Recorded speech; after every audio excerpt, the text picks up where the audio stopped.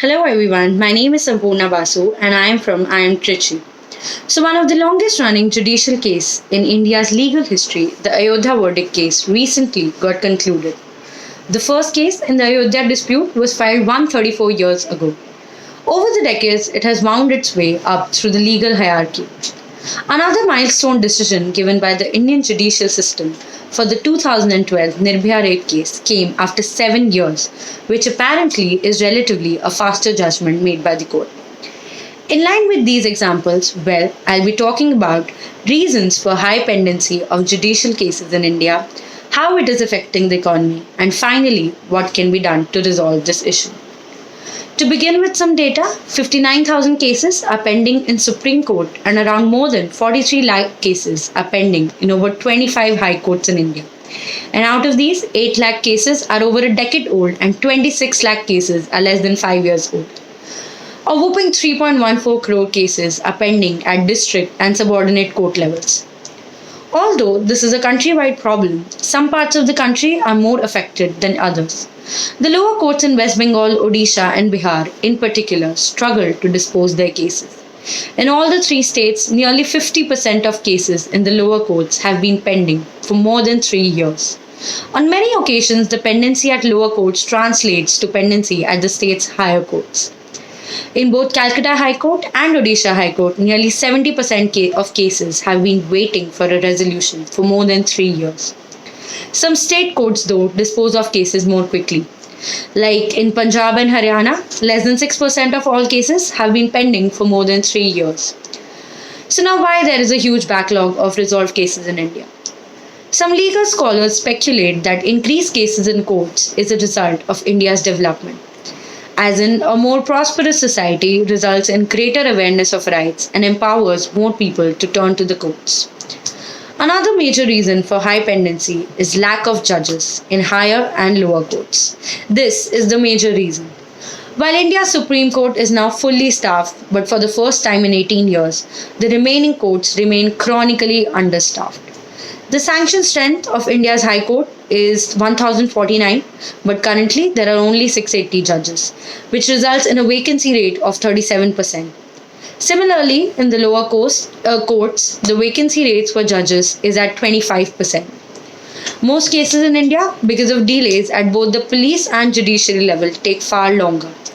But the question is, will a mere increase of the number of judges lead to a direct reduction in pendency of cases? Well, data collated from the Supreme Court's court news between 2010 and 2017 show otherwise. For example, in Karnataka, the number of working judges increased between 2012 and 2017, but the pendency did not reduce. Similarly, if we take into consideration states like Maharashtra and Kerala, Delhi and West Bengal, increase or decrease in the number of judges did not affect pendency of cases at all. So then why is this happening? Inadequate staff and IT infrastructure, delay in getting reports from the understaffed forensic science laboratories, frivolous adjournments, and overlisting of cases are some of the other reasons for high pendency.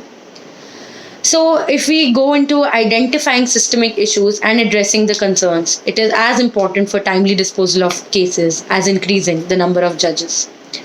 Now, we'll shift the focus to an economic point of view. Unresolved cases for years have hurt the economy and the society equally lightly. So, the 2017 Economic Survey of the Finance Ministry pointed out that the slow resolution of economic and commercial cases was one of the biggest stumbling blocks in reviving the investment,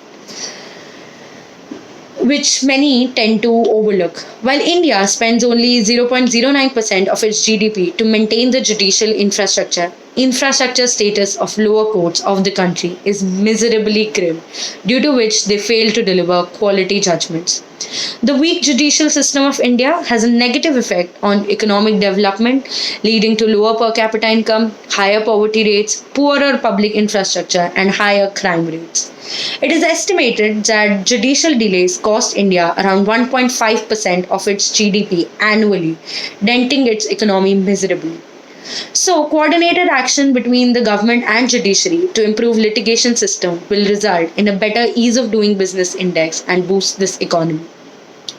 The Ease of Doing Business report of the World Bank for 2018 and 19 shows that the time taken to decide a case has remained static at 1,445 days.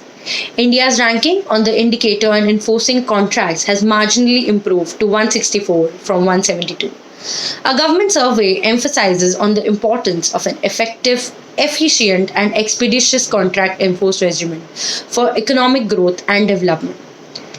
Pendency, delays, and backlogs in the appellate and judicial arenas hamper dispute resolution and contract enforcement, discouraging investment, stalling projects, hampering tax collections, stressing taxpayer, and escalating legal costs.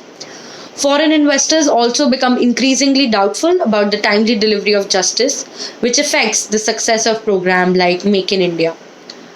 Now, if we tend to go shift our focus towards the ways in which the problem can be resolved to improve ease of doing business index and boosting the Indian economy.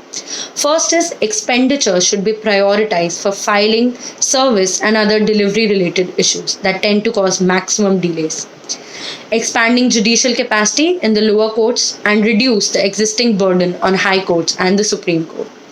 The tax department could exercise greater self-restraint by limiting appeal, substantially increasing state expenditure on the judiciary, particularly on modernization and digitization.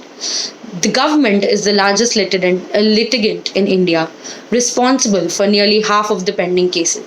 Many of them are actually cases of one department of the government suing another, leaving decision making to the courts. The courts could consider prioritizing state cases and impose stricter timelines within which cases like the government cases can be resolved faster. Setting up more number of fast track courts is also a viable solution. So overall, if we see, judiciary is that vital lifeline of the vibrant democracy of India, a lifeline that has been ignored time and again. This needs to change to improve the economic situation of India. Thank you for watching.